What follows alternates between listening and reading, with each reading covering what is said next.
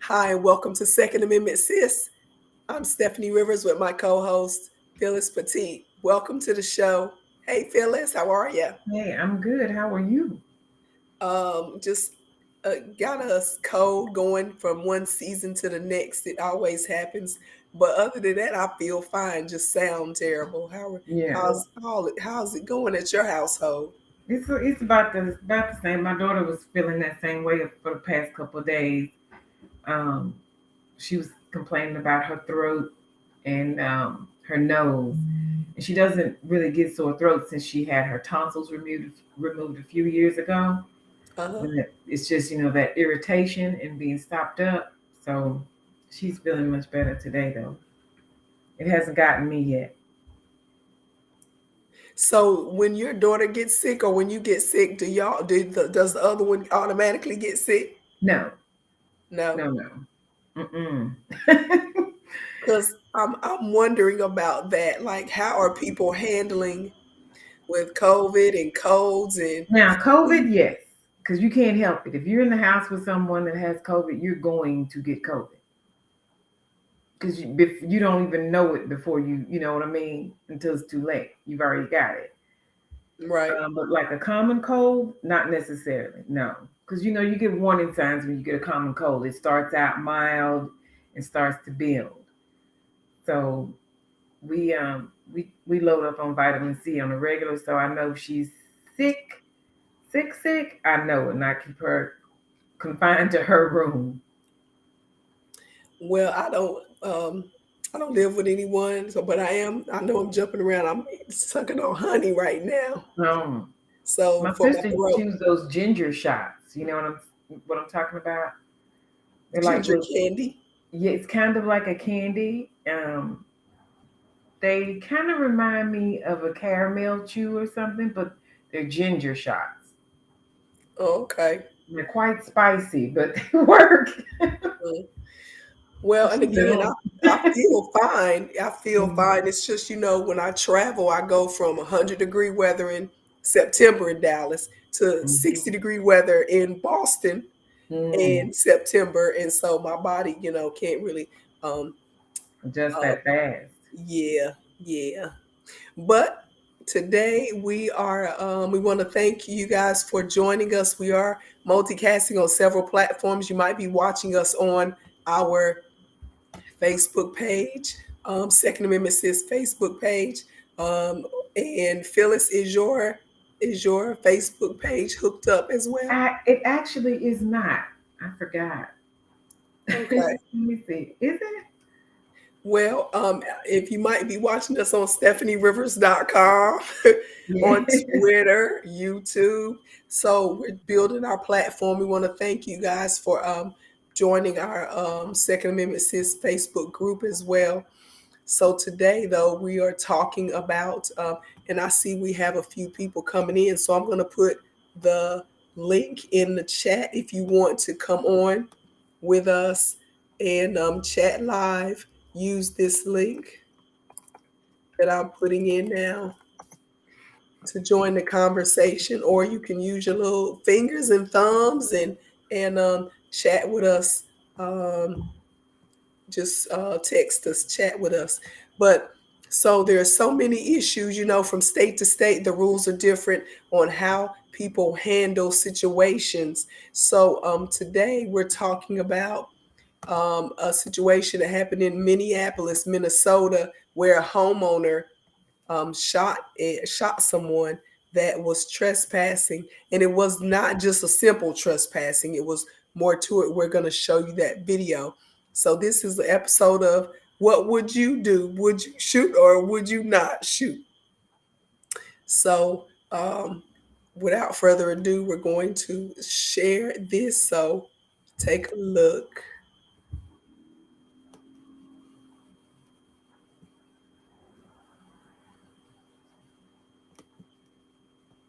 This happened in February on a cold 6-degree night in South Minneapolis, in a neighborhood that's seen an increase in armed robberies. And the whole thing was caught on tape. Now, we warn you, some may find the content.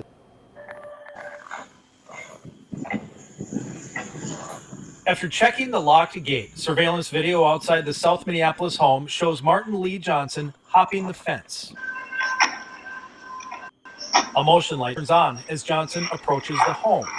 According to police reports, the homeowner, a 53-year-old woman, heard Johnson wiggle the door handle and his steps on the deck. So she told her 26-year-old son, who lives with her, and grabbed her handgun as Johnson entered the family's detached garage.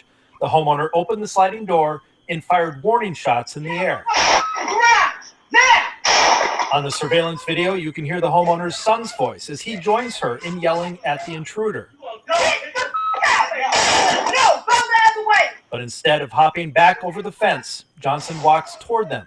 And after 2 more warning shots, the fatal shot is fired by the son, who was standing next to his mother inside the open door, also holding a gun. My clients were acting completely in self-defense. Joe Tamburino is representing the mother and son, he says, at no charge. They gave warning shots. They said, go away, and he continued to approach their home. It was clear-cut. The Hennepin County Attorney's Office declined charges in the case, calling it valid self-defense. Despite protests from Johnson's family and friends, the armed homeowners told police taking a life is the last thing they wanted to happen. Regardless of the circumstances, you have someone's life ending. I mean, these people are human beings. They're wonderful people. And knowing that someone's life ended is something that's very heavy to deal with. So, yeah, it's difficult. All right, so that's what's up now. That was just a news report from a TV station in Minneapolis, and I put the link in the chat. So if you want to come on live and tell us what you would do, what you think. But Phyllis, let's hear from you. What would you do? What do you think? Well, in the state of Texas, that's an iffy one because he was outside the residence, and they went out to meet him. That could get them in trouble in Texas. You do have a right to stand your ground on your property, but going outside your door, it's iffy. You know, the family could really contest it and say he wasn't even in your house. He was outside and you went outside and shot him. You know, even though they said get out, get away, they fired warning shots. Had it been me, I would not go outside to approach him. Once he turned my door handle to my door, to the main residence, then there would be an issue. Well, didn't he do that though? They had him on video turning the knob, but that was before they approached him. So maybe that's what, she thought. And but they also could view him on the camera. So they watched his every move. He went into the shed outside, and then they went outside yelling, get out, leave, get away, fired warning shots. Then he comes out of there, and they still, yelling, get out, leave, fired another warning shot. He starts to approach them, and they shot and killed him. That's an iffy one. Because had they stayed in their home and he came inside that main residence, then they definitely have a strong defense. But because they went outside to meet him, that's iffy. Now, you'd like to say you have every right to stand your ground and protect your property.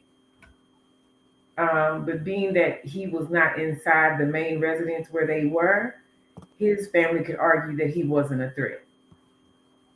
Had it been me, I would call the police, of course, and been on the line with them the entire time. And if I'm able to see what he's doing, I would tell them he's in the shed, and if he comes to my door, he's gonna get it. So y'all better get him. Well, in that case, Because they one, never called the police. Do we have any recording of them calling the police until after the fact? right, Okay.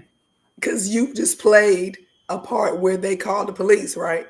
But You, that was a different video it was a of a different different video. incident where the lady, and this was broad daylight.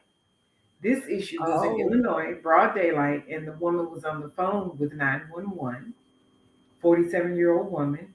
She lived alone, broad daylight, and he came in through her bathroom window. She said he came in through the bathroom. So she shot him half in the house and half out of the house. mm. Oh, well, yeah, that's a definite. Yeah, I would shoot. But Exactly. And she told him, she heard him coming in. She didn't have a surveillance camera, but she heard him coming in. She was on the phone with 911 the entire time.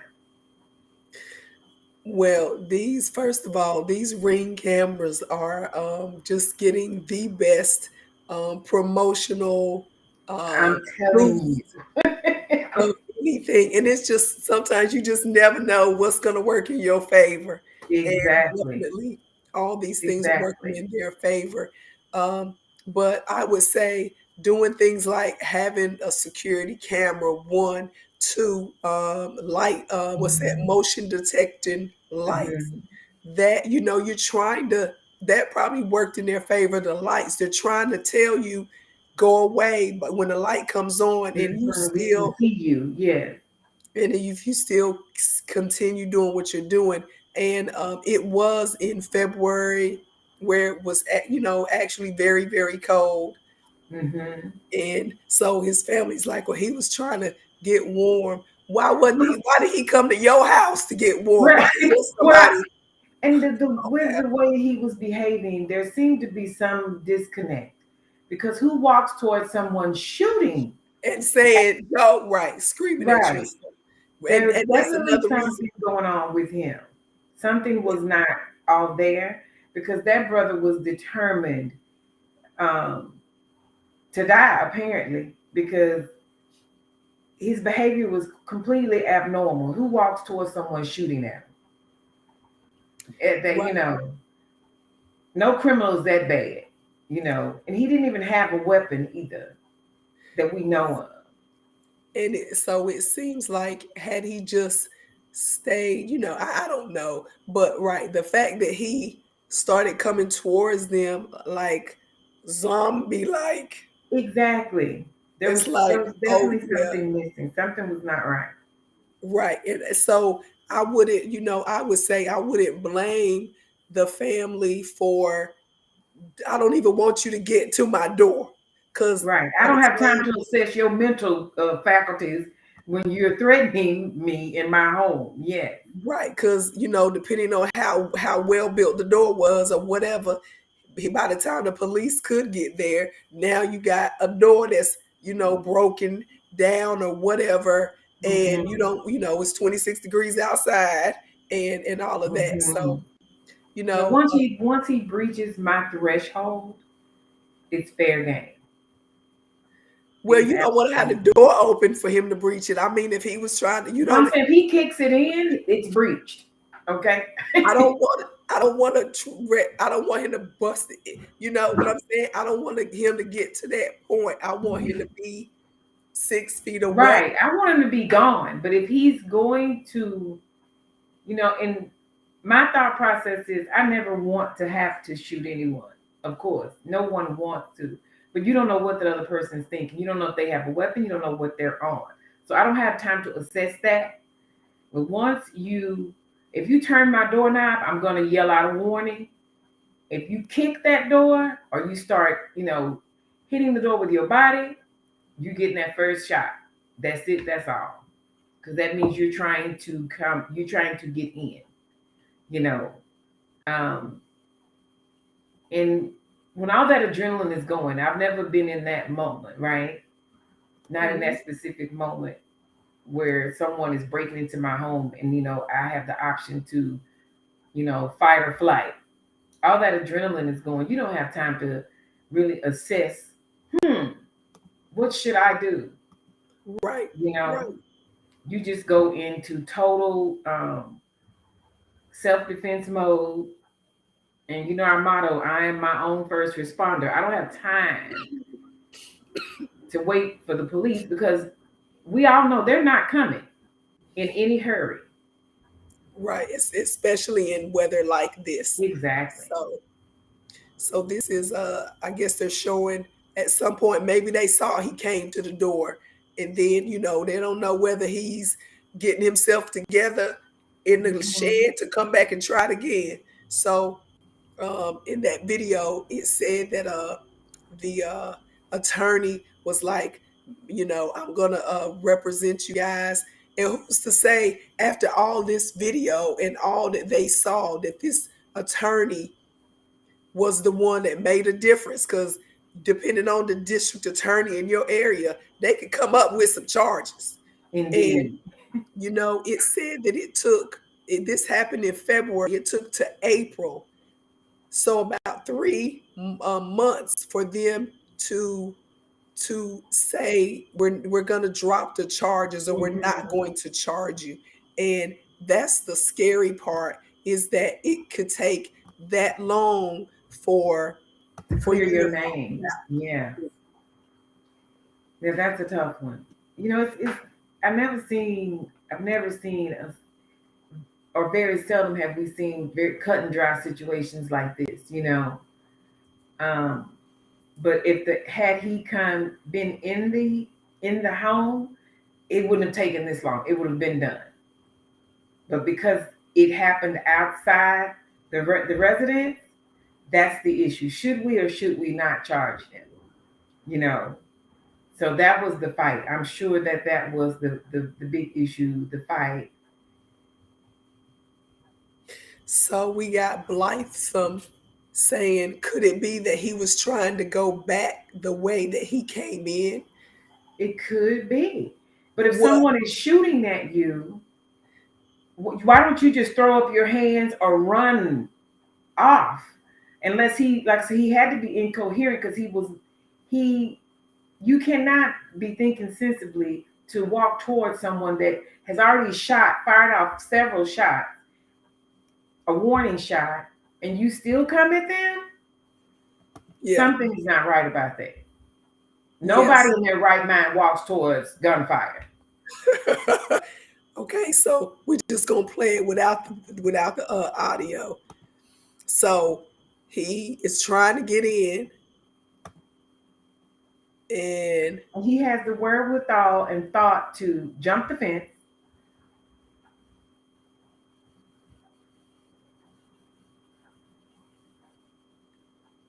okay, so hold on, let me stop the video. So if he was trying to go back the way he came in, he He would have passed been it going up. back towards that door. Exactly. He passed it up. So walking towards the people, Right. Blythesome is not is that blows your argument out the water. Yeah, He like was shoot. Yeah, because he passed up the entrance where he came in. He tried correct. the door to the residence. It was locked.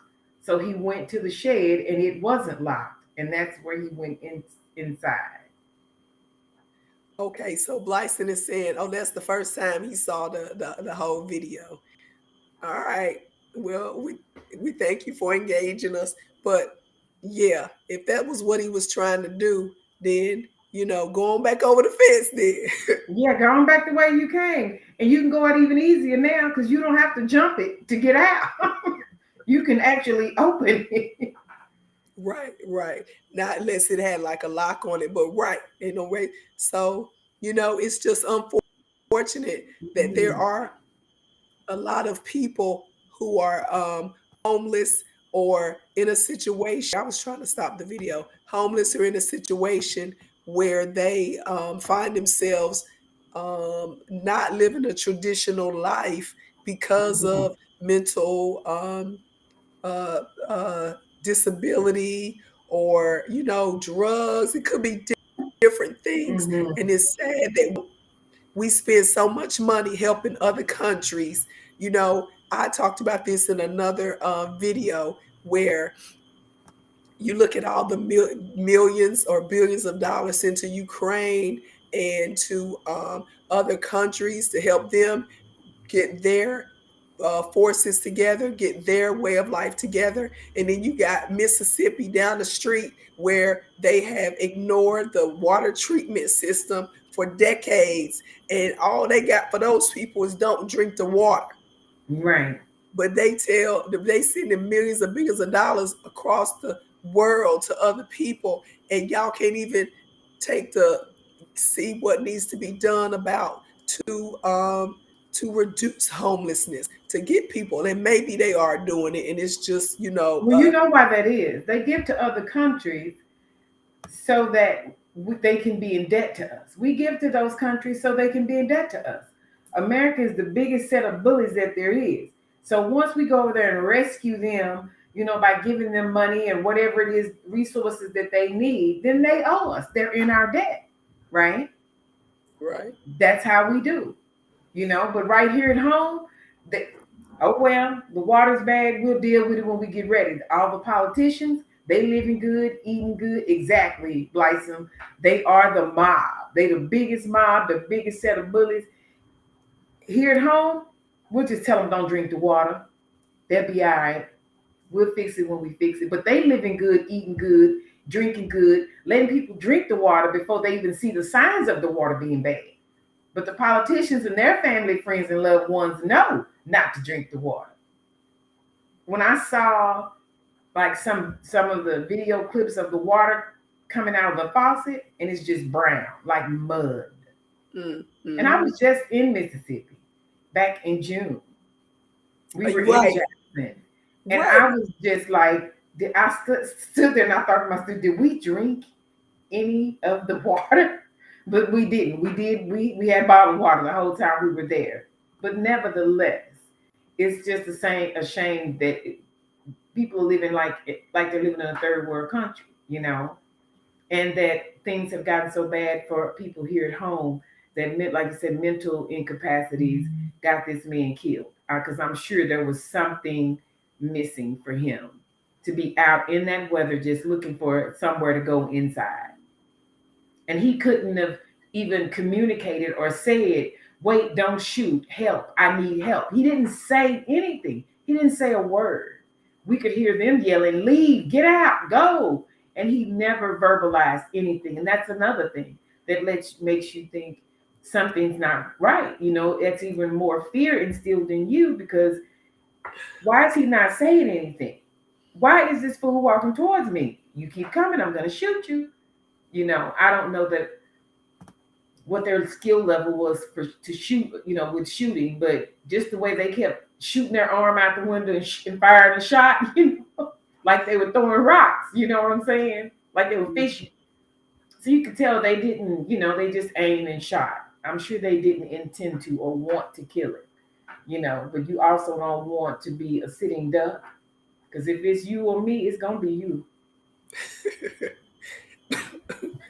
Correct. Yeah. So we got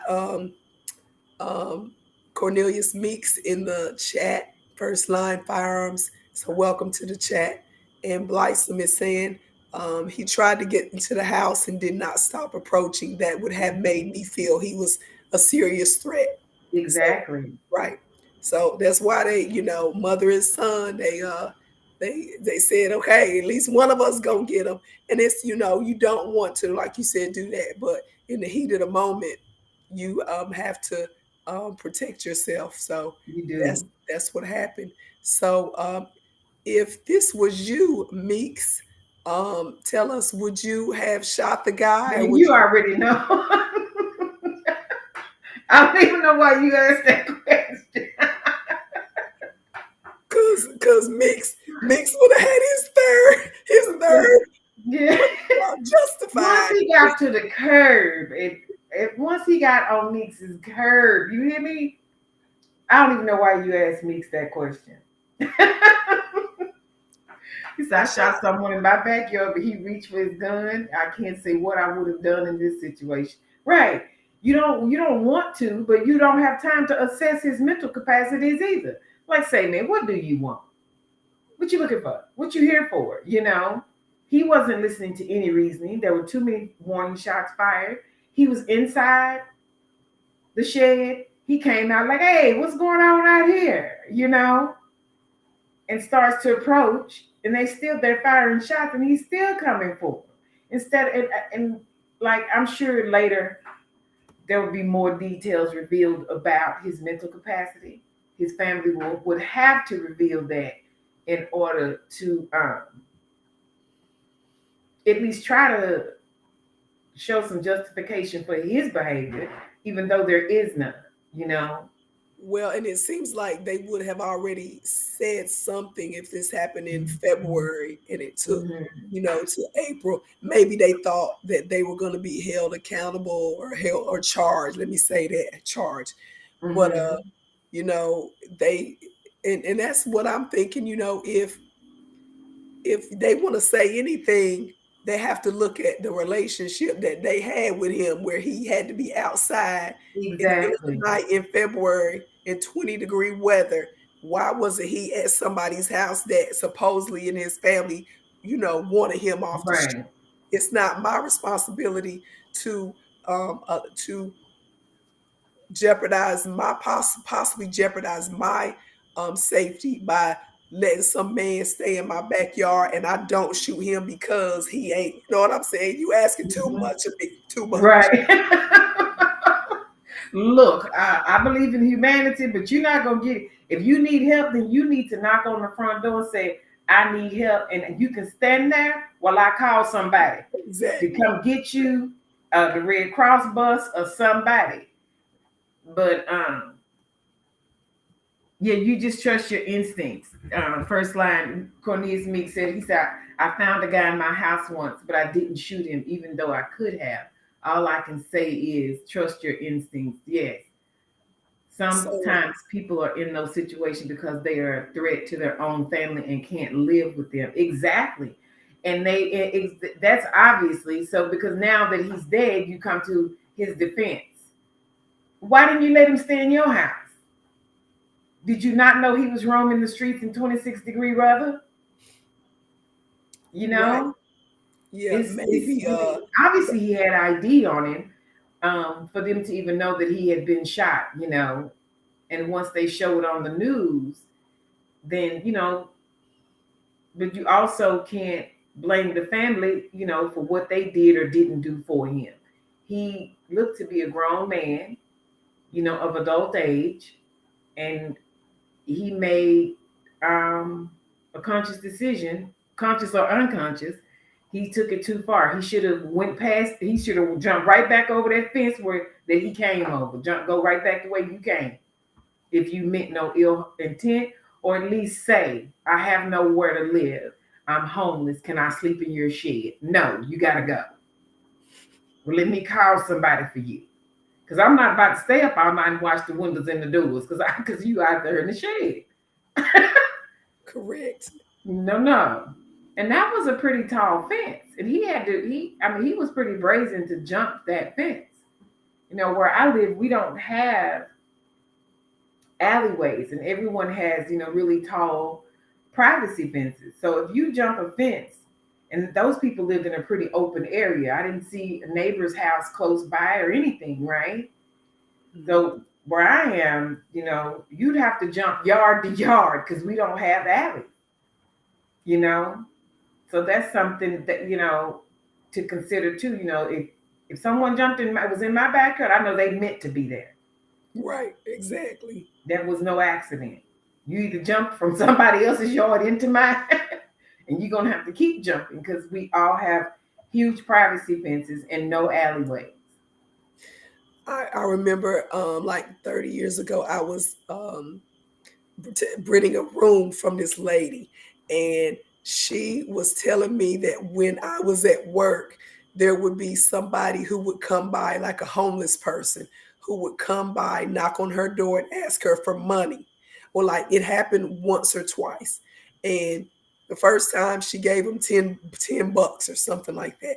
Oh, and no. then she said a couple of days later, and always at night, they came back again. And when she they rang the doorbell or whatever. And so when she looked outside, they waved. It's like, hey, it's me. It's me again. Can I Like get a some more? cat. Like a cat. Once you feed a cat, they never leave. No, So, I'd have told them, look, bro, I helped you one time. You will not keep coming back here. well, and here's this where I'm going with this. So about the third time they show up, because every time they showed up, she would give them money. So the third time they showed up, It she was gave one them. person. I think she said it was one or two. I can't remember. It's 30 years ago. Mm. So then I forgot how we got into. Oh, and then I happened to be home like the fourth time they came. I was there, and she Mm-hmm. looked outside. She was like, "Oh, that's them again." I was like, "Them who?" Because it was me, her, and she had a little cat or little dog or whatever. Mm-hmm. Anyway, she was like, so she told me the story quickly. Girl, I went to that door on her behalf, okay? I said, don't come back here no more. The lady already has been nice to you and gave you some money. Don't keep showing up over here asking her for money, because if you come back Mm-hmm. again, I'm gonna call the police. And this was before I was in the 2A community. I could have said something else if I would have been, I was Right. young myself. I was like 20 something years old. So and people will take advantage of your generosity. And she was an Mm-hmm. older lady, and she didn't Mm-hmm. know how to say no, or she was afraid to assert herself in that Mm-hmm. situation. And I told them, don't come around here no more asking for Exactly. nothing. Right. And he had, who knows what he does doing he knew enough to know she was at home at night. Correct. He knew exactly when to come. So that makes me think you're watching me. Her right, just showing up when it's right convenient and all of that. I was like, you ain't gonna do it. So I don't know what happened after I left, but sometimes people just feel like they allow people to invade their space and their privacy and their right to be left alone, all for the sake of, oh, I don't want to offend this person. Sometimes you got to get, Or fear of retaliation from that person. as a matter of fact, they were talking about how parts of Ukraine where they won the war over the Russian troops. And then they were like, but the thing is, now they might come back stronger than ever. And I'm like, you know what? It's like a emotional tug of war.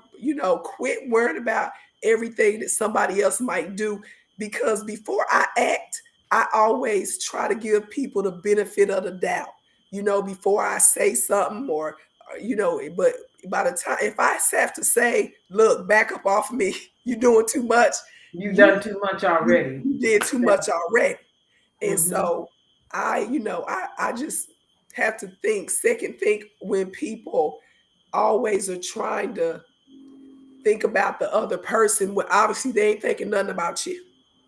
Oh no, they're not. Because the person that's intending to do you harm, all they're thinking about is whatever their intentions are, whether to get your property, your money, whatever it is that they're looking for to get. That's what they come for, and they mean to do it by any means necessary. You know. Now, say for instance, like I said, in this situation, we didn't see a weapon. They didn't say he had a weapon. Once they investigated after the fact, so we don't know. All the variables, but in the moment, we do not have time to assess mental capacity or intent. As far as I'm concerned, you have breached the space that I call mine. You know how you used to draw a line in the dirt with your feet? When you get ready to fight, Cross this line. they And cross this line. it's Yeah, but see, over. I learned a lesson from that. Somebody telling me to let's put the stick on your shoulder. While I'm busy knocking the stick off her shoulder, she was punching me in the face. So I'm yeah, sorry. that never happened again.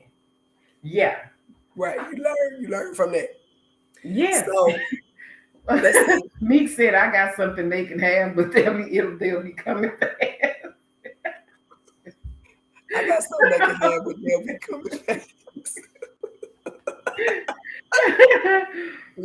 I know, right? That's what I'm talking about. If you're gonna come for me, look, I don't have time to decide one day, was it last week, or my roommate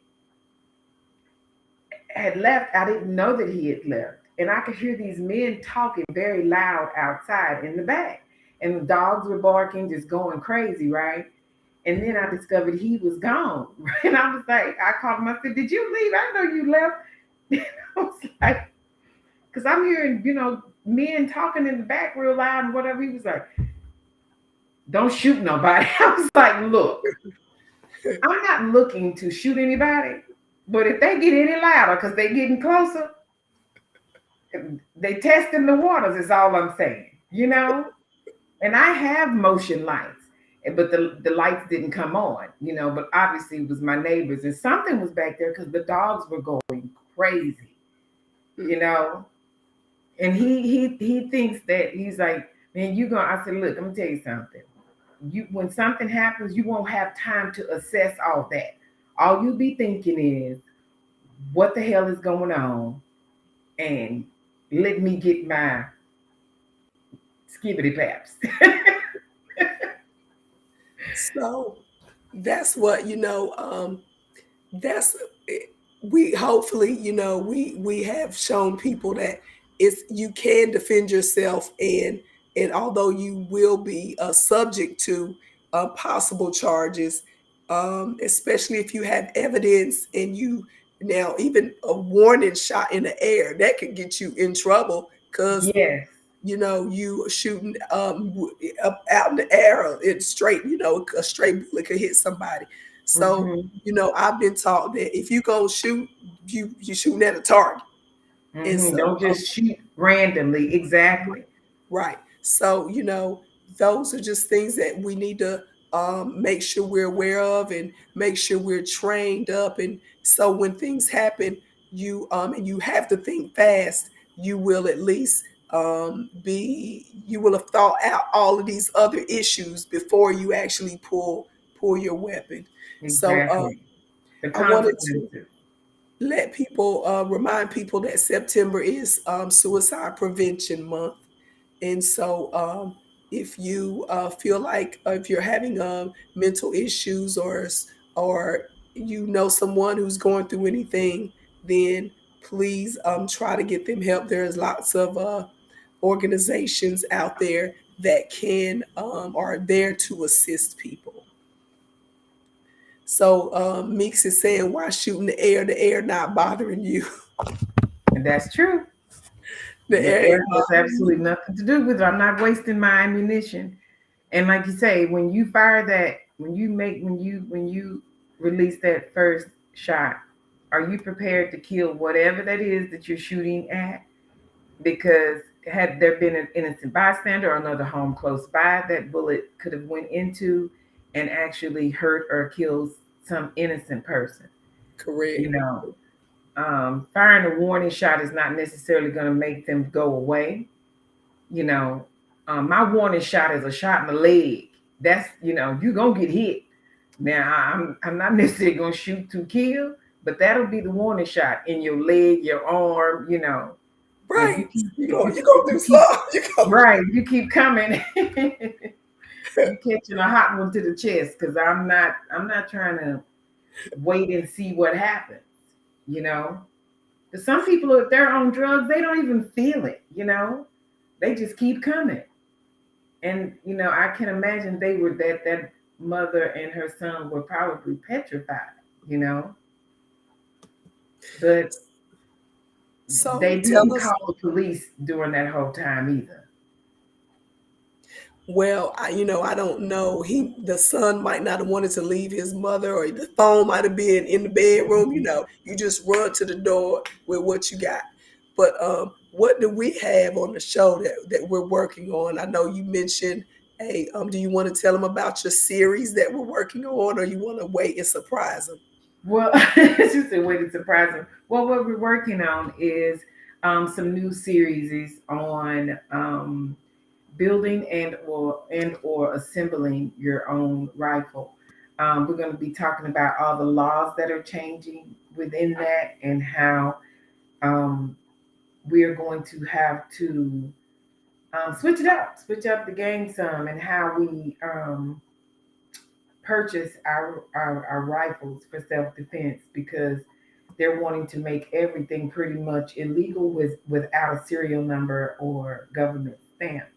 So we're gonna do a series on the entire process and what you should and how you should go about that and make sure that you get what you want, but also make sure that you're legal.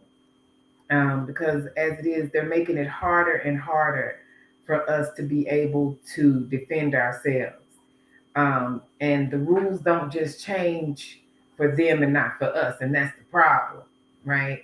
And with that being said, just this week and every day, I get the emails from different sporting goods stores that I purchased ammo from, and for the longest, there have been limits on how many boxes you can buy. Well, I get an email this week that says no limit. I'm like, well, when did that start? Right? I was in complete shock, but as long as we're not paying attention, if other groups are taking advantage of the things that are going on and doing what they have to do to make sure they stay 4 steps ahead, right? And we have to do that as well. And we're gonna focus on these new laws that are coming into play and what we have to do to maintain our self-defense and our inventory for what we need to have to protect ourselves and our families.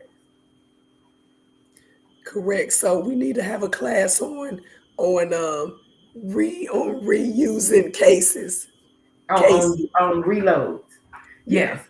Maybe we can get Stephanie Marie from Family Ties 2A to come on and talk to us about that. She is amazing at that. She presses her own ammo and she does a lot of that. And she has gone through all stages of, the good, the bad, and the ugly.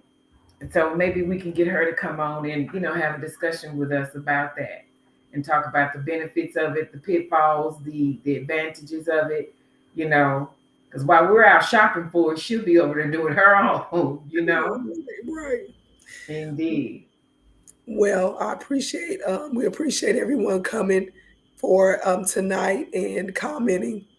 And we are working on, like Phyllis said, a series and other things just to engage you. So if you have any ideas for show topics that you want us to cover, be sure to hit us up on our Facebook page at Second Amendment Sis, and we'll see if we can make it happen. So thanks for joining us. And Phyllis, thank you. And we'll see you next time on Second Amendment Sis. Now you take care. Get you some hot tea. I'm about to go in here now and get some. Bye-bye. Bye-bye.